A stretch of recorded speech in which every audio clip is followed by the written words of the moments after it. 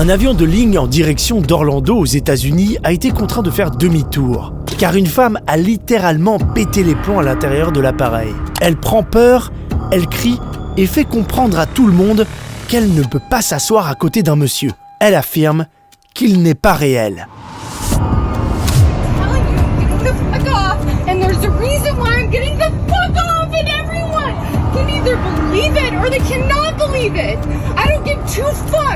But I am telling you right now, that motherfucker back there is not real.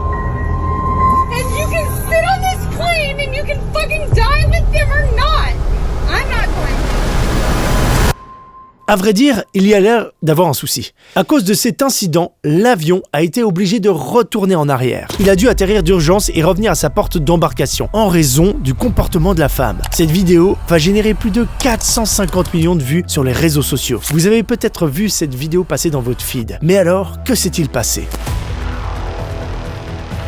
Cette femme s'appelle en réalité Tiffany. Dans son excès de colère, elle crie à tout le monde que le fils de p*** qu'elle a à côté d'elle n'est pas réel. On ne sait pas vraiment de qui elle parle, mais on imagine qu'elle fait référence à son voisin de siège. Elle menace tout l'avion qu'ils vont mourir, et que elle refuse de mourir avec lui. Elle veut aussi absolument sortir de l'avion au plus vite. Des propos plutôt étranges, avec une situation perturbante et bien flippante.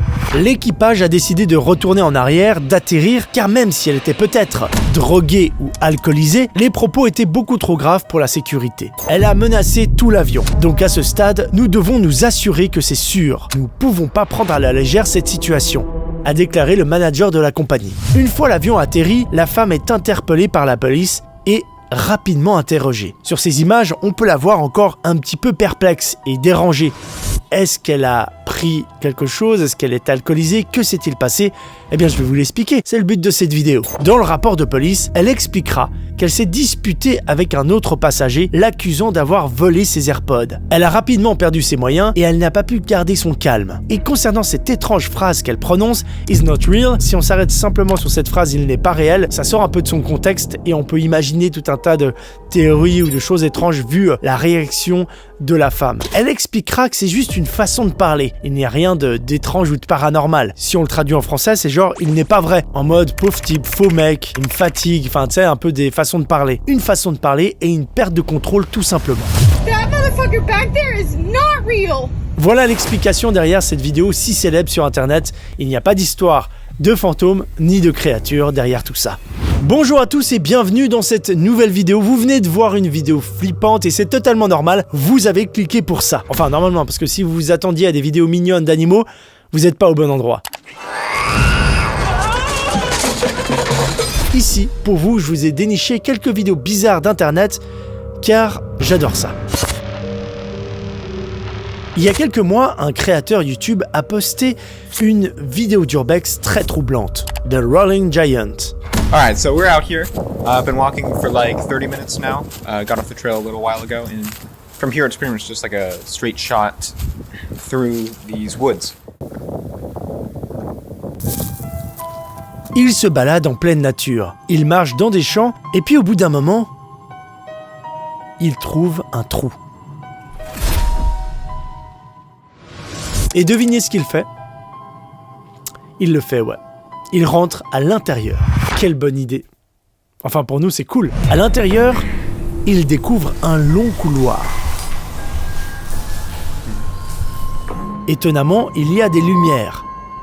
Et il va descendre dans ce long couloir qui est très très long et très angoissant. Okay.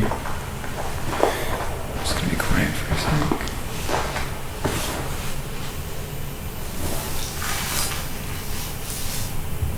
Okay, yeah, we're good. We're good, folks. Ça semble être très profond. Et il marche à l'intérieur. Qu'est-ce que c'est que ce lieu ?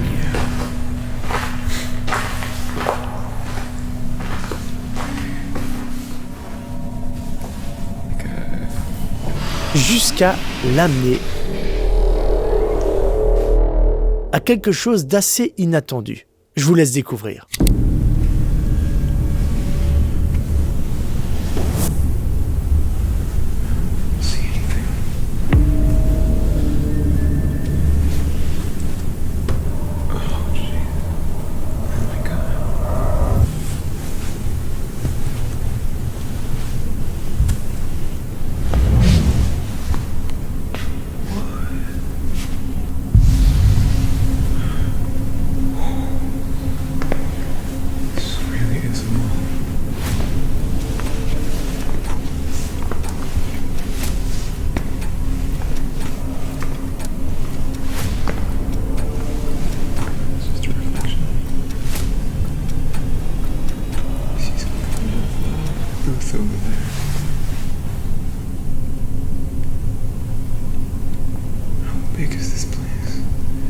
Il découvre un ancien centre commercial, un énorme mall, comme on les voit souvent et comme on les imagine bien aux États-Unis. Il va explorer et on explore avec lui. Yeah, it's an elevator. Un lieu flippant. Thank you for shopping. À l'aide de son téléphone, il nous embarque dans ce lieu tout droit sorti des backrooms. Cette vidéo a quelque chose d'assez fascinant, car elle est étrange dans sa réalisation, mais aussi ce qu'on est en train de voir, sa façon dont il explore. C'est une sorte d'urbex. Et on se pose la question, mais on est où ? C'est quoi ce lieu ? Même si on reconnaît un centre commercial, quelque chose de très habituel, on n'est pas rassuré, parce qu'on sent que quelque chose n'est pas normal. We are back. La vidéo dure 46 minutes. C'est une simple balade dans un lieu abandonné. Et ça nous terrifie. Le silence, le vide. Moi, quand j'ai découvert cette vidéo, j'avais l'impression de voyager dans un univers parallèle insaisissable. What is that? Yeah, it's an octopus. Big painting.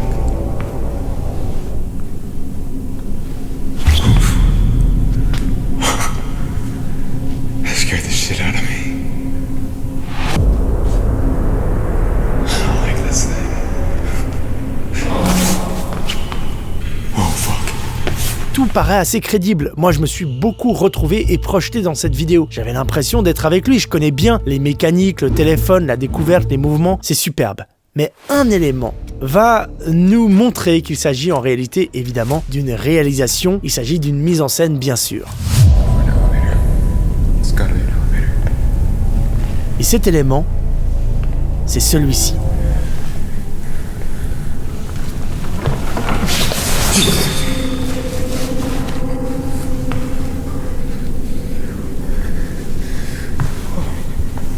À un moment donné, vers la fin de la vidéo, vers la fin de la visite, il se fait suivre par une sorte de géant étrange. I'm leaving. Et des phénomènes inexplicables accompagnent la créature. Hey. Hey.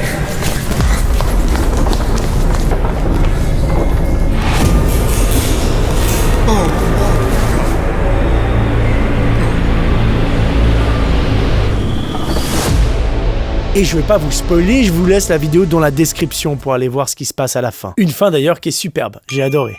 C'est une référence à ce nouveau genre qui débarque un peu partout sur internet, un mélange de tout ce qu'on aime. Je l'ai cité un peu plus haut, mais les univers backroom, l'univers tel qu'on le connaît aujourd'hui sur YouTube, beaucoup repris avec cet univers un petit peu jaunâtre, les costumes, les combinaisons, je veux dire. En réalité, la vidéo qu'on est en train de découvrir ensemble a été réalisée par le créateur Kane Pixel. Et ce mec-là, c'est tout simplement celui qui a popularisé cette esthétique des backrooms qu'on connaît, qui est beaucoup repris sur YouTube notamment. L'horreur avec le vide. Un créateur qui manie parfaitement la 3D, et d'ailleurs toute la promenade c'est de la 3D. Tout ce qu'on a vu là c'est pas réel, c'est tout réalisé en 3D. En fait c'est une nouvelle série qu'il a créée. Après les backrooms, là il lance cette nouvelle série, c'est l'épisode 3 qu'on est en train de regarder et c'est en rapport avec une découverte etc. Mais j'ai trouvé ça génial, c'est vraiment très inspirant et inquiétant, flippant. C'est un autre style d'horreur, il n'y a pas forcément des monstres et des créatures bizarres qui sont mal filmées, c'est juste une exploration de 46 minutes et c'est flippant.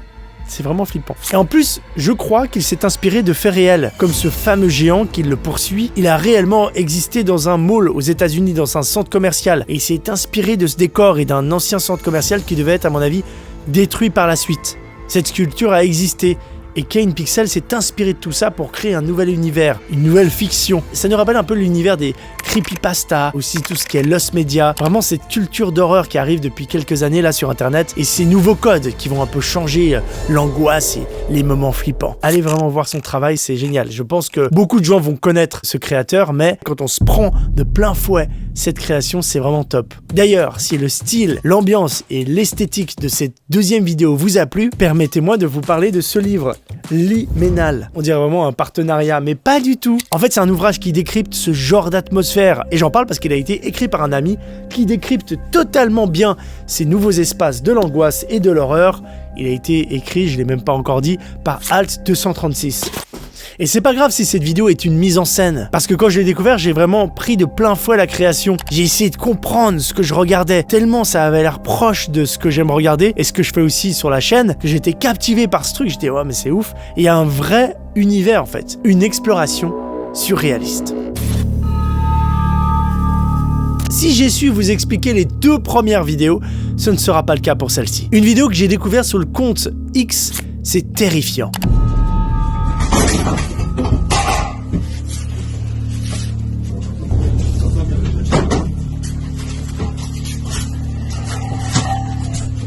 Jezu, jak to ona tak warczy?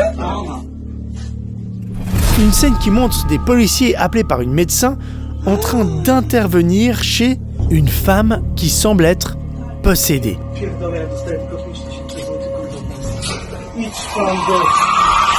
Uważaj.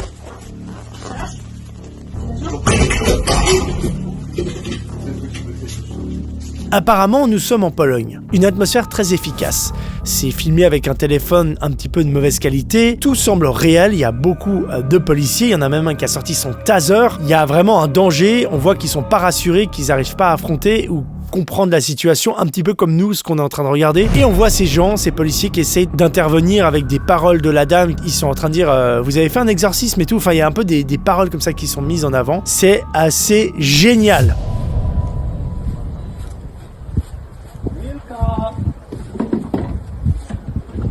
La fameuse femme possédée se cache dans une sorte de grenier.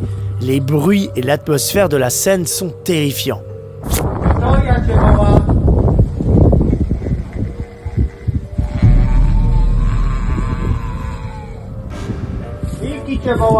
J'ai pas plus d'informations, moi je veux juste me faire kiffer. C'est pas facile à dater, mais ça a l'air assez récent. Et ce qui est très perturbant, c'est que ça a l'air très réaliste aussi. Je me suis baladé un petit peu sous les commentaires de la vidéo pour voir s'il y avait des gens qui avaient des bonnes pistes, et certains disaient que ça provient d'un film, d'une fiction. Honnêtement, ça a pas l'air d'être un film, c'est filmé avec un téléphone et tout, mais je ne sais pas, peut-être un fan footage, je connais pas. D'autres disaient que c'est une affaire qui s'est passée en Pologne où il y avait plusieurs enfants qui étaient possédés, donc j'ai pas réussi à comprendre ce que je regardais, mais c'est ça qui est aussi assez génial, cette scène m'a beaucoup plu.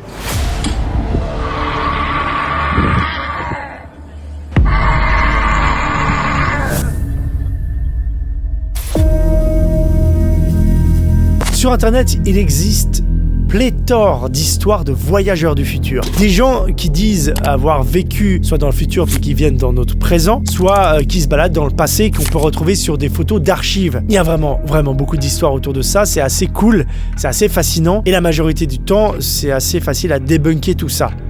Dernièrement, j'ai vu cette histoire avec Greta Thunberg. Elle aurait vécu dans le passé. Il y a des photos qui traînent sur internet d'elle, enfin d'une fille qui lui ressemble plutôt, mais vraiment beaucoup, avec même la même coupe de cheveux, la même tresse. Si on compare, il y a vraiment beaucoup de similitudes. C'est assez cool ce genre d'histoire. Et j'ai une nouvelle histoire plutôt sympa à vous raconter, un peu dans le même cadre. Sur une vidéo tournée en 1996, en 95 donc, pendant un combat de boxe entre Peter McNeely et Mike Tyson, on peut y voir derrière un spectateur tenir un drôle de téléphone ou un appareil qui filme, une sorte de smartphone. Le problème, c'est qu'à cette époque-là, évidemment, il n'y avait pas de smartphone. Et le mec, il a un iPhone. Comment c'est possible ? Le premier smartphone équipé d'une caméra a été commercialisé en novembre 2000, soit 5 ans après le combat. Bizarre cette histoire. Le premier smartphone a été inventé par le français Philippe Kahn en 1997 et produit par Sharp en 2000. Il intégrait un capteur SMOS. Ok. Je suis en train de lire un article sur Hightech qui parle de cette affaire. Mais en fait, on n'a pas vraiment le fin mot de cette histoire. Qu'est-ce que c'est que cet objet qui est utilisé dans le combat en 1995 ? Et moi, ça me plaît beaucoup. Il y a des gens qui ont essayé de trouver ce que c'était. Les théories et de retrouver l'appareil utilisé dans cette séquence. Et c'était pas facile. Vraiment, c'est ouf. Là, on a peut-être même la preuve qu'il y a vraiment quelqu'un qui vient du futur, de 2000, 2010 ou de 2024, qui a pris l'iPhone 15 et qui est revenu en 1995 pour faire des images. Non. Merci Internet car on a la réponse. Un gars a cherché et a comparé tous les appareils possibles. Il s'est amusé à faire une vidéo là-dessus, qui n'est pas très connue, je vous la mets comme d'habitude, en description. Quand même, ça vient pas de moi cette recherche. Enfin, moi, j'ai recherché partout sur internet et je suis tombé sur cette vidéo, mais la recherche pure et dure revient à ce monsieur-là. Et il a fini par retrouver quelque chose qui ressemble beaucoup à ce que l'on peut voir dans la vidéo avec Mike Tyson en 1996. Ouais, c'est exactement ça. Mais j'adore ce genre d'histoire, j'adore. Avant, c'était pas vraiment flippant, hein. Faut que je trouve une bonne vidéo pour terminer. Un truc bien... Qu'est-ce que j'ai ici? Cette vidéo. Cette vidéo m'a assez plu dans l'ambiance, c'est original. On n'est pas dans le noir, dans une maison abandonnée, juste une famille qui est là et qui est en train de fêter un anniversaire. Ils sont au dessert, ils s'apprêtent à manger le gâteau, mais avant, c'est le fameux moment où il faut faire un vœu et souffler sur les bougies pour qu'il se réalise. Tout le monde chante, la fille chante et prend le temps de réfléchir à son souhait. Sauf que... Oh my god, she's making a wish. Can you wish I'm getting a girlfriend? There's a lot of millions in this guy. What the heck? Who's that? Who blew it out? It was hard because he said it was That was weird. It was a win. Mi abuelita. What win? There's no win. The rest of the drawer would have What the heck was that? Give me that one. There's no win in apaga la vela. What's the win? Carmen, it was Aubrey, was it you? Quelqu'un d'autre souffle pour elle. Qui a soufflé? On voit bien qu'il n'y a personne. Tout est assez vraiment chouette dans cette vidéo parce que l'atmosphère est cool, on s'attend pas du tout à ça. Et même eux, ils sont très étonnés, il y a des réactions en direct, c'est quoi ce bordel, etc. On voit qu'il n'y a pas de souffleur, on voit que la fumée, elle part un petit peu de latéral de côté, on voit que ça part de côté. Je me suis dit, bon, il y a quelqu'un qui a soufflé ou ils ont un souffleur, etc. Mais en fait, pas vraiment parce qu'on entend au son... There's a lot of millions in this guy. What the heck? Ça continue de parler, on n'entend pas de bruit de soufflage, ouais, qui souffle les bougies. Donc c'est extrêmement étrange. Eux-mêmes, ils captent pas vraiment ce qui se passe, les réactions sont bien faites. Moi, je vous dis que c'est une mise en scène, c'est la seule explication que j'ai trouvée. Arrêtez, dites-moi pas qu'un fantôme a fait la blague et soufflé les bougies. En plus, c'est beaucoup trop fort. Enfin, il y a un truc assez intéressant. Est-ce que ce sont des fausses bougies, tu sais, qui s'éteignent là? Non, parce qu'on voit un souffle. Bref, j'ai adoré. There's a lot of millions in this guy. Il y a une explication, mais je l'ai pas. Et c'est ça qui fait flipper. J'aime ce genre de petites vidéos. D'ailleurs, si vous en avez d'autres, des genres comme ça, des vidéos flippantes, mettez tout en commentaire. Si vous n'arrivez pas à mettre le lien, vous mettez le nom de la vidéo qu'il faut chercher sur YouTube ou ailleurs sur TikTok. Envoyez-moi des trucs flippants. Je vous remercie beaucoup d'avoir regardé cette vidéo. Il y en a d'autres sur la chaîne, n'hésitez pas à aller les voir. Et à bientôt dans une prochaine vidéo.